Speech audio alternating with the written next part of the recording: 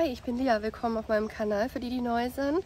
Ich heiße euch ganz, ganz herzlich willkommen und ich lade euch ein, in dieser Serie E.T.'s Fake vs. Fiktion einmal auch in die ersten vorangegangenen 3 Videos zu sneaken, einfach um ein bisschen mehr zu verstehen und ein bisschen die Basis zu verankern, sodass ihr das komplette Wissen verstehen könnt, was ich hier in diesen nächsten folgenden Videoteilen mit euch teilen möchte.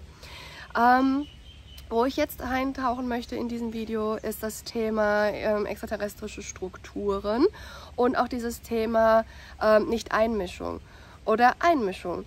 Und wir hatten ja schon gesprochen, dass es keine echten Botschafter der Galaktischen Föderation hier auf diesem Planeten gibt, dass die Föderation so nicht handelt.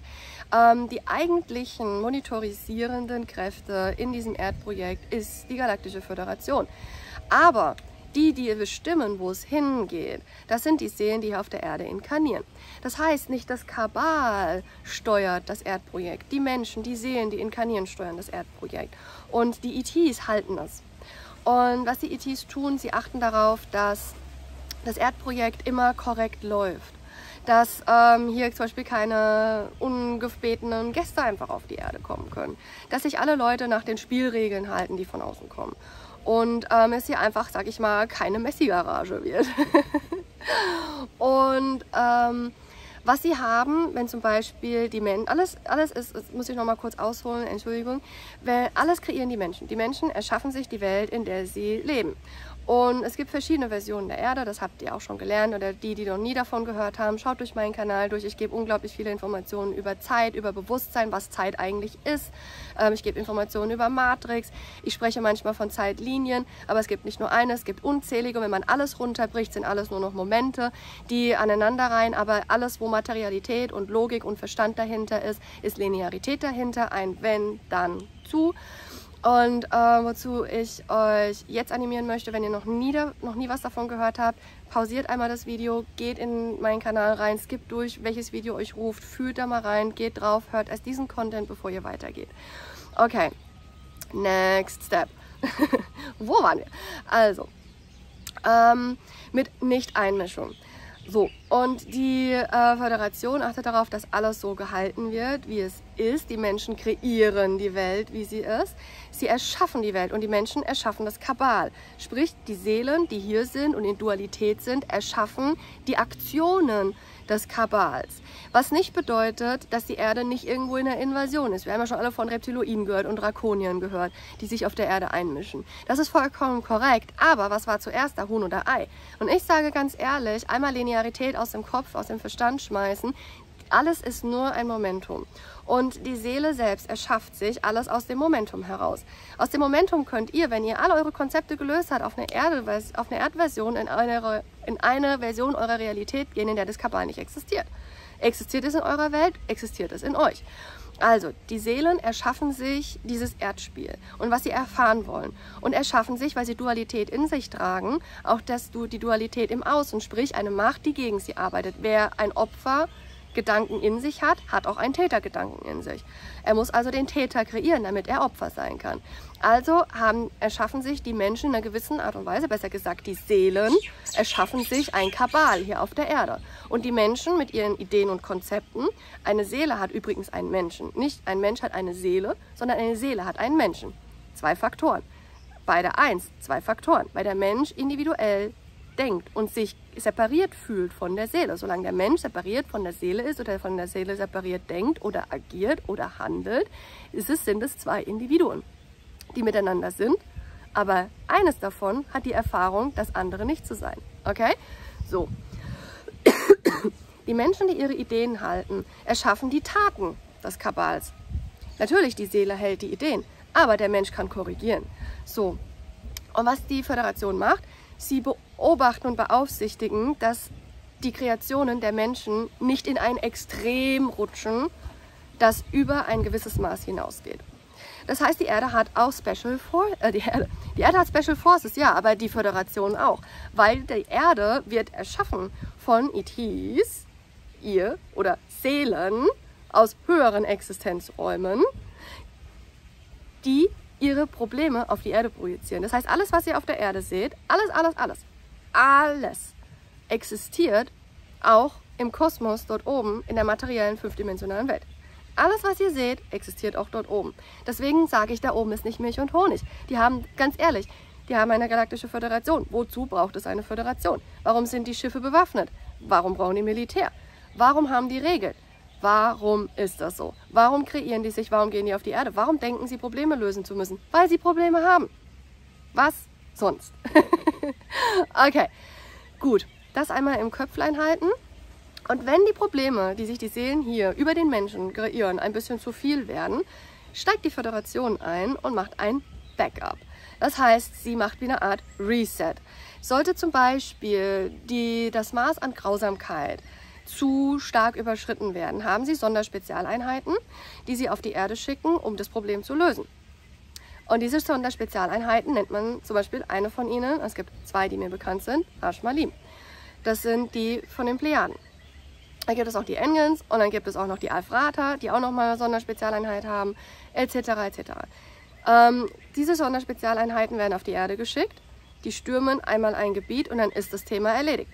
Das ist die einzige Art und Weise, wo sie sich einmischen, nämlich dann, wenn die Menschen ein Maß über das, was eigentlich erlaubt ist oder möglich ist oder okay oder tragbar ist, hinausgeht, dann mischen sie sich ein. Aber sie würden die Erde nicht befreien, weil sie das Erdprojekt letzten Endes, also ihr das Erdprojekt letzten Endes haltet. Ihr kreiert das. Ihr wollt das so. Ihr habt ganz laut gesagt, ich will das so haben. Ich möchte, dass es so bleibt. Und daran halten sie sich. Und deswegen mischen sie sich nicht ein. Außer irgendetwas übersteigt das, was abgemacht ist. Das sind die zwei Dinge, die muss der Mensch erstmal verstehen. Wann greift das eine und wann das andere? Im Grunde bin ich invasiv, weil ich bin hier und ich spreche, aber ich gebe Realitätsangebote für die, die bereit sind, in mein Feld zu kommen und von meinem Wissen zu profitieren und zu wachsen und in die Kraft zu kommen. Aber ich supporte zum Beispiel keine spirituellen Klugscheißer. Die braucht dieser Kanal nicht. Ich arbeite mit Leuten, die wirklich hier bereit sind, in ihre Kraft zu gehen und nicht die daran glauben, dass sie Kraft hätten, aber das dann nutzen, um ihr Ego zu bespielen. Mit diesen Leuten arbeite ich nicht. Aber nichtsdestotrotz ist es so, dass jeder Einzelne souverän in seiner Kraft sein sollte. Und das ist das, was die Föderation sieht und will. Und deswegen mischen sie sich nicht ein. Weil sie wissen, das ist alles ein Prozess, der unglaublich wertvoll und wichtig ist für die Seele selbst. Okay. Nächster Punkt. Ich hatte in einem anderen Video erwähnt, dass sie mit dem Internet verbunden sind. Also, ja, sie haben Internet. Sie nutzen unser Internet, um mit uns in Kontakt zu gehen. Sie selber haben aber ein ganz eigenes, hochentwickeltes Internetsystem. Sie haben eigene Kommunikationswege und die sind über das Quantum, über ihr spirituelles, hochentwickeltes Bewusstsein haben sie hochentwickelte Technologien gemacht, weil Technologie und spirituelles Bewusstsein miteinander Hand in Hand gehen. Die Völker, die technologisch am allerhöchsten entwickelt sind, haben auch ein sehr, sehr hohes spirituelles Bewusstsein. Sie wissen also ganz genau, wie das Quantum zu navigieren ist, dass alles Frequenz ist. Sie wissen, ihre eigene Matrix zu navigieren, etc. etc. Und so haben sie ein Internet, was wirklich ein Internet ist und nicht wie unseres, über Server hängt, sondern über Frequenzen Informationen weitervermittelt. Im Vergleich zu dem, was die New Age Community glaubt, ist Medbay-Technologie. Zum Beispiel Medbay-Technologie existiert, weil sie Probleme auch mit Krankheiten haben. Aber gleichzeitig sagt die New Age Community, spricht über Medbeten, aber sagt auch gleichzeitig, da oben existiert keine Krankheit. Das ist kontradekt, das widerspricht sich, ihr Mäusekinder.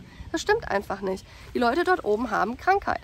Die haben auch Verletzungen. Die verletzen sich auch mal. Und dann wächst nicht der Arm plötzlich nach. Dafür haben sie ein Medbet, die ihnen helfen. Im Vergleich zu dem, was die Leute sagen, dass zum Beispiel ETs entscheiden können, wie sie aussehen. Ja, ab einem gewissen Bewusstseinslevel. Aber das ist nicht in 5D. Das ist in höhere 6D der Fall. Sie können zum Beispiel ihre Augenfarbe ändern, aber das machen sie mit dem Medbet. Sie können ihre Genetik ändern, das machen sie mit dem Medbet. Wir können unsere Genetik ändern mit unserem Bewusstsein. Sie können das auch, aber das heißt nicht, dass es jeder tut. Sie haben also ein super hohes spirituelles Bewusstsein, aber das heißt nicht, dass sie das alles auf alles anwenden und dass jeder das tut. Es gibt Individuen. Ich kann zum Beispiel auch meine Genetik steuern. Ich kann mein Aussehen steuern. Ich kann meine Erscheinung steuern. Wer mich schon länger verfolgt, sieht, dass ich auf allen YouTube-Videos anders aussehe und teilweise andere Augenfarben habe und teilweise andere Gesichtsstrukturen habe. Und ich verändere, ich shape-shifte in meinen Videos und besonders in meinen Kursen. Ich habe es auch schon geschafft, in einem Kurs komplett zu dematerialisieren. Aber das bin ich, als das kosmische Wesen, welches ich bin. Das heißt aber nicht, dass all die anderen Hybride das auch können. Das heißt nicht, dass es ETs auch tun. Es ist individuell, aber es gibt welche, die das tun können. Und die befinden sich als höherdimensionales Wesen, sechsdimensionales Wesen oder kosmisches Wesen materialisiert mit Entscheidung in einem fünfdimensionalen Spektrum. Also, ihr merkt, sie können ihre Genetik verändern, aber sie nutzen dafür einen Pod. Sie können sich verjüngen, aber sie nutzen dafür ein Medbed. Das heißt, sie können alles machen, was in der New Age Community erzählt wird, aber sie nutzen dafür ihre Technologien. Es gibt Ausnahmen, die können das so, aber es heißt nicht, dass es die Norm ist. Aber die ETs wollen das lernen und das tun sie teilweise auf der Erde. Und es ist so viel, was einfach an Unklarheit auf diesen YouTube-Kanälen geteilt wird, weil es einfach bisher keiner wusste. Und ich lade euch ein, folgt Maries Kanal, schaut dort rein, folgt Sael und all den anderen, die noch verifiziert werden. Und folgt auch gerne meinem Kanal, wenn ihr wirkliches, echtes, evidentes Wissen haben wollt. Und der nächste Punkt, den ich unbedingt noch erwähnen möchte, ist, dass die Leute glauben, dass wenn du ein hohes Bewusstsein hast und wenn du super spirituell entwickelt bist, dass du keine scheiß Tage hast oder dass du nicht emotional reagierst oder mal getriggert bist oder sowas. Das stimmt einfach nicht.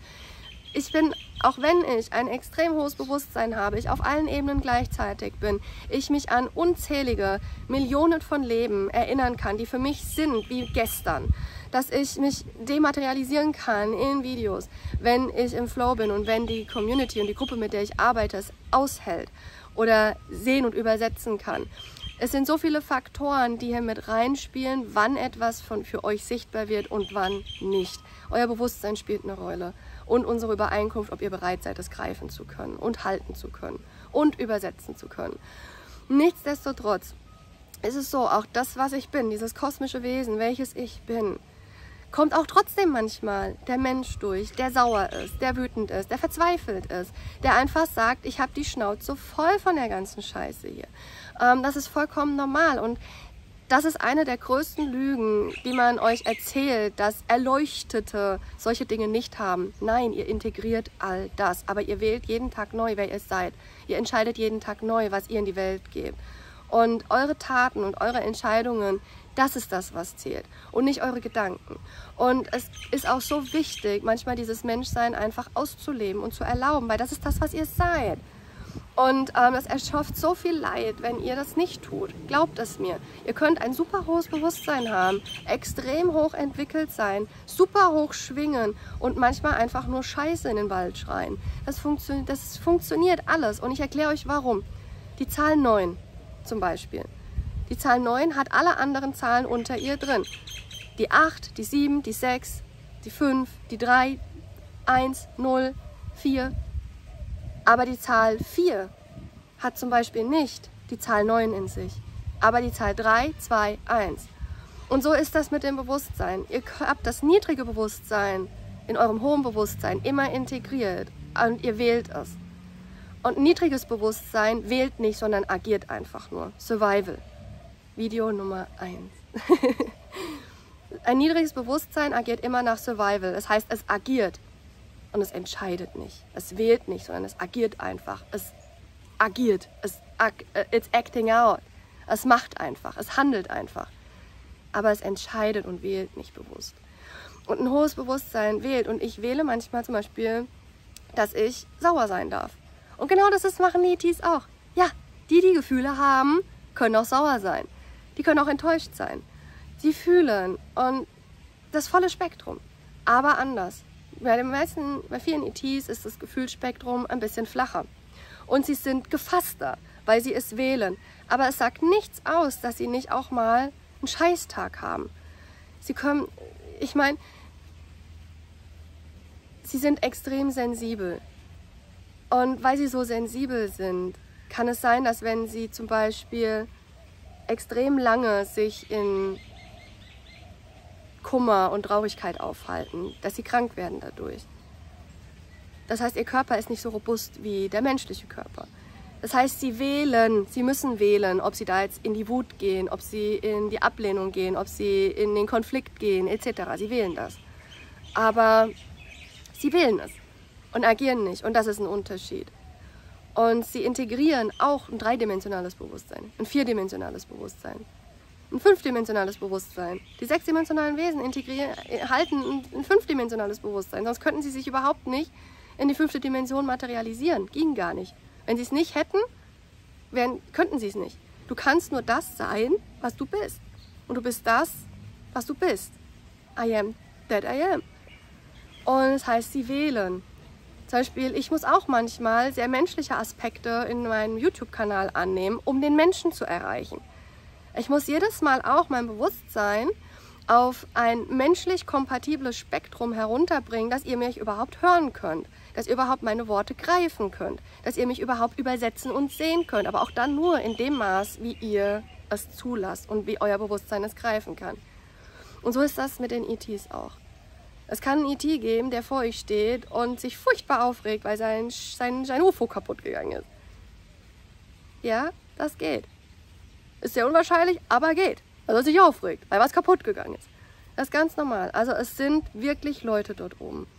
Absolute Leute. Und noch mehr Informationen und ganz, ganz spannende Fakten über die Föderation, über ETs und verschiedene Aspekte von verschiedenen Spezies. Auch über den Kontakt, wie ich es gelernt habe und was ich erfahren habe. Auch ein paar Fun Facts werde ich euch super gerne noch teilen im Rahmen dieser Serie. Das Wichtigste ist jetzt für den heutigen Teil gesagt.